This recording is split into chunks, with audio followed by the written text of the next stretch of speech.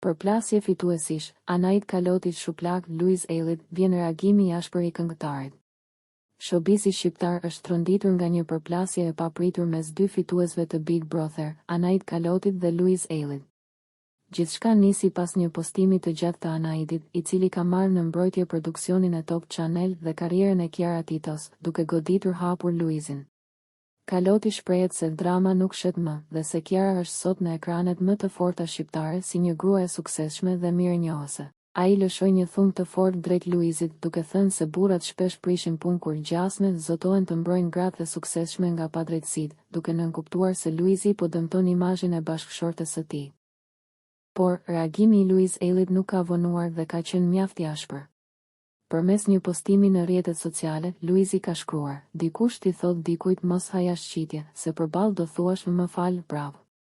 Ky mesazh i qartë tregon se Luizi nuk ka ndërmend ta kalojë me heshtje këtë provokim dhe paralajmëron një sqarim sy më sy.